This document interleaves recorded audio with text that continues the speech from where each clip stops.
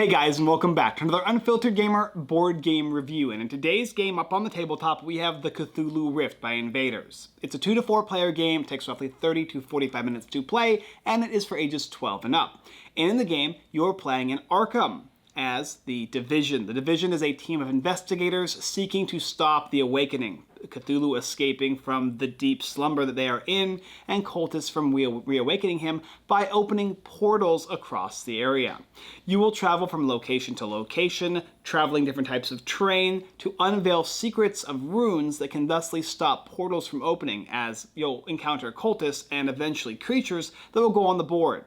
There's only one way to win, and there's many ways to lose. If you get devoured, lose the ability to do actions, or simply can't move across the board anymore, you're out of the game. However, if you guys can cooperatively take each rune and seal off Cthulhu and stop him from awakening, you'll win the game, the Cthulhu Rift. That's the basic idea of the game. We'll talk about how to set the game up, how to play, and of course, my review.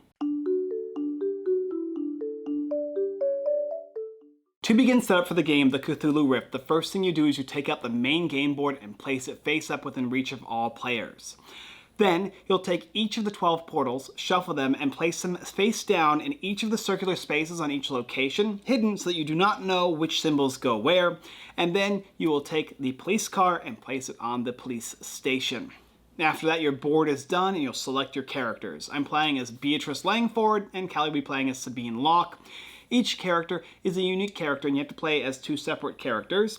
And depending on the number of players playing the game, will not only determine how many investigators you use, but how you're going to basically use Cthulhu. Now, Cthulhu here is going to have different portals that you'll have to close in the game. And depending on the difficulty, that will determine how many of these start blocked off and how many of these are basically open that you'll have to seal. In a 2-player game, there are 4 of these portals you'll have to close, but with more players comes more portals. Block off the locations in the book it tells you to block off, and if you'd like, you can increase the difficulty level, thusly allowing you to have to seal even more portals. So just check the book and see which ones of those you have to block off. And adjacent to Cthulhu, you'll be taking the location portal tiles, and based on which ones you have open or available, those are the ones you're going to need. So in my case, I have 2 green, 1 cobblestone, and then 1 sandy area. You're also going to want to take all of the different little pieces to the game, such as the creatures and the cultists, and you'll set them aside so they're close to the game board because you'll be utilizing those. Give one of the players the first player marker, and then based on the number of players playing the game is how many dice you use. When you're playing a 2-player game, you just take the 3 colored dice, but if you're playing with 3 players, you'll add a white die, and 4, you'll add all the dice. And there you go, that's the setup. Make sure everybody has a pen or a pencil to start the game off with, and let's go ahead and play some of the Cthulhu Rift.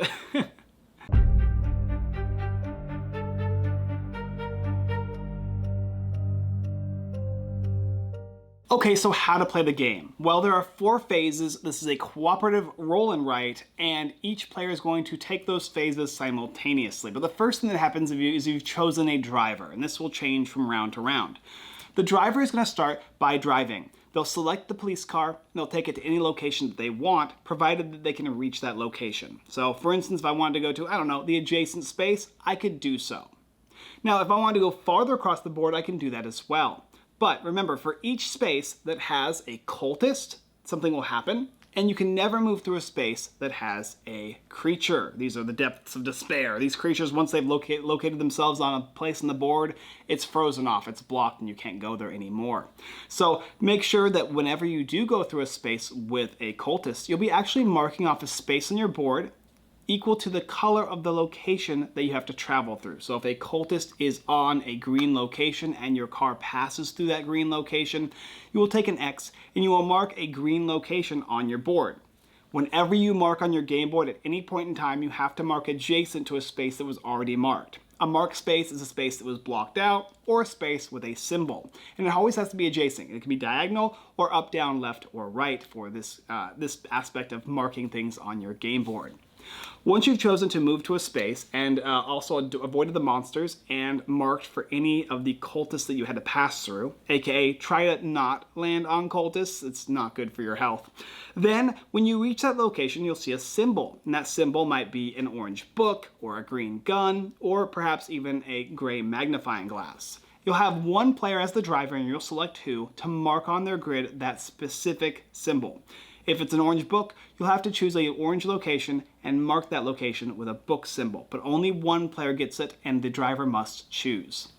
Once that happens, the driving is over. You've moved to a location, you've given somebody that symbol, and now you're moving on to taking notes. And based on the number of players, like I said before, is how many dice you get. So if we're playing a 2-player game, I'll set aside these white dice. I will take these dice here, and then I'm going to roll them as the driver. From there, I'll select one of these dice and attach it to myself. The next player in turn order will take one of these dice and attach it to themselves, and so on and so forth. So the driver in a 2-player game will end up with 2 dice, and everybody else will end up with 1. From there, after you've gathered these dice here, you're going to mark them on your grid. It's the same rule as before. It has to be up, down, left, or right, or diagonal to a space that was already marked. And you'll take those symbols and mark them based on their location. Is it a green gun? Has to go in a green space that's adjacent to another space that was marked, and you'll have to put a gun there. Is it a orange book? You'll have to take an orange space that has previously been marked adjacent to and place a book there. And mark on your grid here. A rule of thumb, though, is you're going to want to make sure that you place adjacent to, which is up, down, left, or right, similar symbols. A book next to a book, a gun next to a gun, because that will be very important during the action phase. Once you've marked on your grid here the different symbols you have acquired after rolling dice, then it's time to take actions. Now, based on where you're at, you'll be able to do different things. For instance, if you wanted to A, flip over a rune that has been hidden here, one of the runes that we started with at the beginning of the game, you will need magnifying glasses. 2 adjacent to each other, and one of them has to be the color of the location that you're in. So if I am at this orange area here, I'll need an orange magnifying glass. I'll need to cross that off, and it has to be adjacent to another magnifying glass. When you do that, as an action, you can flip over the rune that is in your location. And anybody can do this, and you can take as many actions as you're able to. Other than being able to flip runes with magnifying glasses, you can also use the book. The book is allowing you to place runes on the Cthulhu board. Basically, if I flip over a rune on a location with my orange magnifying glass, if somebody else or you happen to have an orange book that is adjacent to another book, you can take that orange book and cross it off, thus allowing you to take the specific rune and place it on your board. Now, the Cthulhu board has to have a space for it. One of the open spaces has to have the exact symbol type, but that'll get you one closer to victory. The next thing you can choose to do is seal terrain. There are 3 pieces of terrain on the Cthulhu board here: green, gray, and orange. And if all runes in that specific terrain have been sealed, you'll be able to then take a seal and place it on one of the green locations, or one of the locations that you're in. So for instance, if I had the entire orange area here filled up with all the runes, I can then take a seal and place it on my orange location. The same rule applies for everything, as adjacent symbols, and one has to be the symbol color that you mark off of the same type. And that will lock off one of the specific seals you need. And in this case, for a 2-player game, you need 4 seals. The next action you could take is you can remove cultists. Cultists can be removed from adjacent spaces or the ones that you're on, and they require guns, and the same rule applies.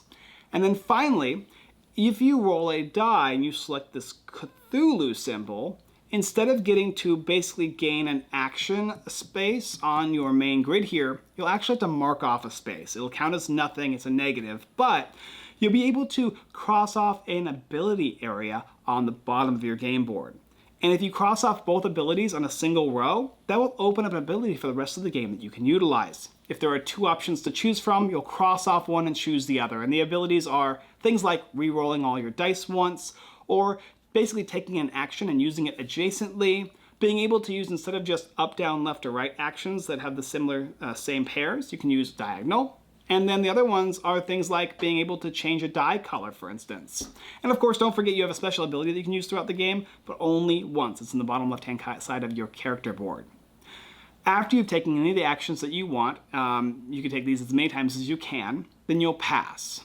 The only other thing to note too is there's a free action you can take, which allows you to take any 2 symbols on your game board and cross them off, and give yourself a new symbol anywhere on your game board of any color you want. But remember, this blocks your grid off, and it kind of hurts you as much as it might help you. The last thing that you'll do is the cultist phase. You'll check the location that you're in, you'll take the die associated to the location that you're in, and you will roll it. And based on the symbol, you'll take a cultist and place it on the symbol of the location that you rolled. I rolled an orange gun, I'll look for the orange gun location and place a cultist. This is how cultists generate on the game board, and if there's already a cultist there when you roll, you'll actually get a creature there, which basically blocks the area and can spell your doom quite quickly, especially because they can block off runes you might need in the game. Once the cultist or creature has been placed, the game round will end, and you'll move to the next round by passing the driver symbol to the next player in clockwise order, and rinsing and repeating. Drive to a new location, then give somebody the bonus, then you will take your notes by rolling these die. People are going to draft these dice out, and then you're going to take your actions, followed by rolling the die, and once again placing a new cultist filling the game board. And that is it. The game is going to end when you're able to not only reveal all the symbols that you need for Cthulhu, but also book them / place them onto the board of Cthulhu, and then seal the locations on the game board. And if you can do that, you win. But you can lose. You can lose because maybe you can't get to locations anymore because you've now been blocked off completely. Or you can lose because your game board has been filled up and you can't take any more actions. And you can also lose if you're on a location with a cultist and a creature spawns on that location, thusly devours your party. I'm sure there's probably even more ways to lose the game, but I think you get the idea. That's the game Cthulhu Rift. Will you complete the game before Cthulhu awakens and destroys the world? We'll find out. Cthulhu Rift is a simple, straightforward game. It's a roll and write that involves space management. Rolling dice, allowing you to select those dice and placing them on your game board to fill it in to hopefully use actions if you filled your board in correctly. You obviously want adjacent symbols of the same type, thusly allowing you to do certain things on the game board. Now there's rules as to how you do them. You have to flip over a rune before you can then take that rune and place it on the Cthulhu board, and then it will then allow you to seal that location, and thusly you'll get one step closer to victory. In a two-player game, you'll need to do that 4 times. And at the end of every single round, Cthulhu is going to spawn a new cultist and possibly a new creature, and the board starts to get clogged up. Sometimes you'll be rolling dice and you'll get a number of Cthulhu symbols. While it does give you the ability to gain a bonus action, it typically takes a little bit of time and it blocks your board, so it's a negative. Or if you happen to roll symbols that you don't need earlier on in the game, it can be a hazard to your health. So you have to kind of make sure that placement is important. Using your abilities when you need to. Some abilities will allow you to kind of like ignore a roll or re-roll or mark an adjacent space as an action as opposed to the one you're on. These are very, very important, and which ones you choose early is going to matter. Making sure that you allow the drafting of dice to go to players who need them based on the symbols they have on their game board is going to be very important as well. And of course, just remembering to mark off things, like when you roll that Cthulhu die and give it to a person, they have to mark a space off. Or when you go across a space with a cultist, they have to mark a space off of that color. The colors are associated with the dice, but the white dice here are basically location dice. They count as the location that you are on, so do make sure that you keep track of that for a larger player game. But the game plays the same regardless of the number of players you are playing with. This is a puzzle game. It's a roll and write puzzle game. It's a fully cooperative game, and it is a game that slowly but surely increases in difficulty as you take longer to fulfill what you need. It's a bit of luck because you need to roll the right symbols, and if you don't, you'll have to mark them off on your game board in order to get new symbols, which will cost you space, and your board is going to slowly start to fill up to the point where every single space that you choose, a location, will matter. Even on the easy mode of this game, it's not super simple. It does require a lot of thought and choice when you move and place your specific characters, what space you move on, and when you choose to seal a location. It's all relevant. This is a light game, but it's a complicated one. It's a thought-provoking game, and it's my favorite game that they have made so far. I've reviewed quite a few Invader games, and this is my favorite. It is a game that has a very simple rule structure, a very simple turn flow, and very basic and simple choices you make. Taking dice that you want, placing them on your board, and making actions. But each and every single one of these makes a huge difference, and every single time you choose the wrong die or you go to the wrong location, you feel it the turn later. Of course, the luck is there. It's palpable, in fact, because when you roll a die and you hit the same symbol that you happen to be on, you take that risk or that gamble and you get devoured, you're out of the game. There's a lot of ways to lose. Spaces that you need the symbol on. Maybe you need the specific symbol for Cthulhu, but sadly, a cultist lands on there, and on the next turn, you get a creature and it lands on there, and you didn't clear the creature, or you didn't clear the cultist before it became a creature, and you didn't get the symbol early enough, the game is over. A lot of ways to lose the game, not a lot of ways to win the game. It's a quick setup. It's pretty straightforward. You just go and jump back into the game, and it feels good to play the game. I love the drafting aspect. I love the moving aspect. It all worked really well, and thematically it worked. It made sense to me. I felt like I was moving along Arkham in this police car as an investigator, and I felt unique too because my grid has a unique symbol in the middle that I'll be able to use throughout the game, as well as a bonus ability that I can use as well. It's not super unique compared to all the rest of the characters, but there's a bit of flavor for each of them, and that middle symbol does make a difference. The gun character focuses on guns. The character that seals, she's a sealer for sure. And so based on the character you choose, that can make a big difference, especially when you're playing a two-player game. I love the miniatures for this game. I think they work really well. They sit flat on the board and make sense as to what characters go where, and how you see each of the different locations connect works perfectly. I love the artwork for the game. It feels like there's congruity here. I feel like the creatures and the characters and the board all feel like they're part of the same universe, and it makes sense. It works. This is a light game. It's a straightforward game, and it is a luck game. And if you like that type of game, you're going to enjoy this game. It's a bit challenging, and bad choices can hinder you and up to basically make you lose the game, and so there are some feel-bad moments that can happen. Rolling the dice and not having the ability to re-roll can definitely make you feel bad. So there are plenty of feel-goods and feel-bads in this game. If you don't like a rolling right, a feel-bad / feel-good game, a little bit of luck-based, and a huge amount of making sure you place things in the correct area, it's not for you.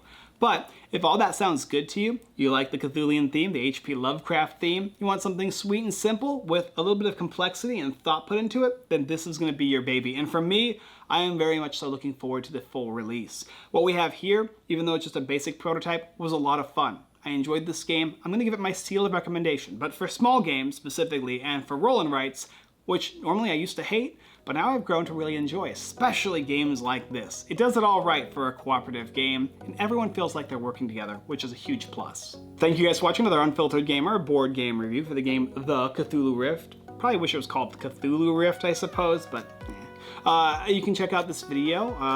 We'll do a live stream, I believe, at some point this month, and we're also going to do a live stream this Sunday at 7:30 p.m. PST. We got a baby now, so we have to push it up a little bit. If you want, you can subscribe. It does greatly help us out. We do greatly appreciate it. We release at least 2 to 3 videos a week, as well as the live stream, of course. And if you'd like to see this game on Kickstarter, you can go ahead and help crowdfund a really fun roll and write. There's a link down below in the description. Alright guys, that's all I got for you this time. And as always, I look forward to sealing the Cthulhu Rift with you and stopping the awakening next time.